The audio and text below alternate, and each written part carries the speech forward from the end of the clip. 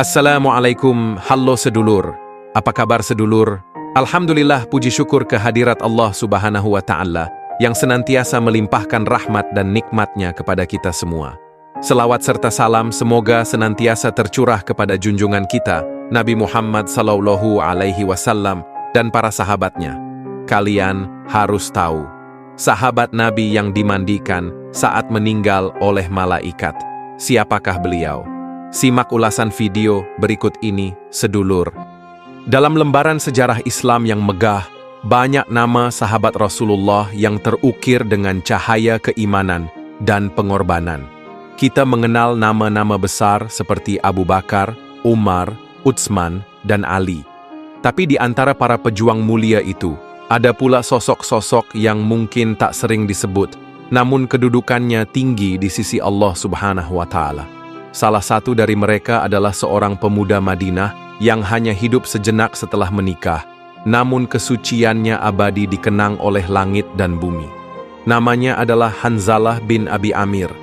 Gelar yang disematkan padanya bukan dari manusia, tapi dari para malaikat, Al-Ghasil, yang artinya yang dimandikan oleh malaikat.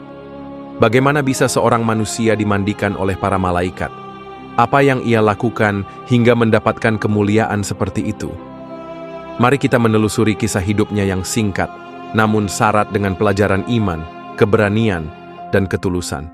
Hanzalah bin Abi Amir adalah seorang pemuda dari kalangan Aus di Madinah.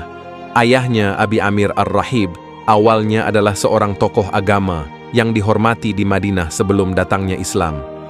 Ia dikenal sebagai seorang rahib yang saleh dan alim. Namun, ketika cahaya Islam datang melalui Rasulullah, Abi Amir justru memusuhi dakwah Islam dan memilih menjadi sekutu kaum Quraisy. Abi Amir merasa kedudukannya tergeser.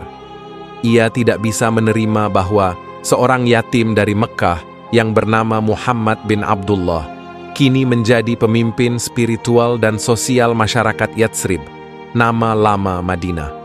Ia meninggalkan Madinah dan bersumpah untuk menjatuhkan Nabi Muhammad Sallallahu Alaihi Wasallam. Namun berbeda dengan ayahnya, Hanzalah justru menerima Islam dengan hati yang bersih. Ia tumbuh menjadi pemuda yang dikenal karena akhlaknya, ilmunya, dan semangatnya dalam menegakkan kebenaran. Ia juga dikenal sebagai salah satu penulis wahyu yang terpercaya. Pada suatu malam yang indah, Hanzalah menikahi wanita salehah dari kaum Khazraj, bernama Jamilah binti Abdullah bin Ubay bin Salul, anak dari tokoh munafik terbesar di Madinah. Namun Jamilah berbeda dari ayahnya. Ia mencintai Islam dan beriman dengan tulus. Pernikahan mereka adalah harapan baru, kebahagiaan baru. Namun kebahagiaan itu belum sempat dirasakan penuh karena malam itu juga terdengar kabar bahwa kaum Quraisy dari Mekkah datang menuju Madinah untuk membalas dendam atas kekalahan di Badar. Rasulullah memerintahkan seluruh kaum muslimin bersiap untuk menghadapi mereka keesokan paginya di daerah Uhud. Ketika fajar menyingsing, Hanzalah baru saja melewati malam pertamanya bersama sang istri. Ia dalam keadaan junub, tapi ia tak ingin menunda perintah jihad. Ia tahu kewajiban untuk menyucikan diri, tapi hatinya bergejolak, tak ingin tertinggal membela Rasulullah. Ia hanya berkata pada istrinya, "Aku harus pergi." Tanpa menunggu mandi, tanpa menunggu waktu bersiap, ia mengambil pedangnya dan pergi menuju medan perang. Sungguh sebuah keputusan besar dari seorang lelaki yang baru menikah semalam. Perang Uhud pun berkecamuk. Di tengah-tengah pasukan muslimin, tampak Hanzalah yang baru saja meninggalkan pelaminannya, kini berdiri gagah dengan pedang di tangan. Ia menyusup ke barisan musuh, dan dengan keberanian luar biasa, ia berhasil mendekati pemimpin Quraisy, Abu Sufyan bin Harb.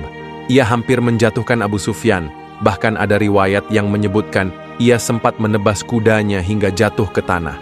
Namun saat itulah pasukan Quraisy menyerang balik. Seorang musyrik bernama Shaddad bin Al-Aswad menghantam Hanzalah dari belakang.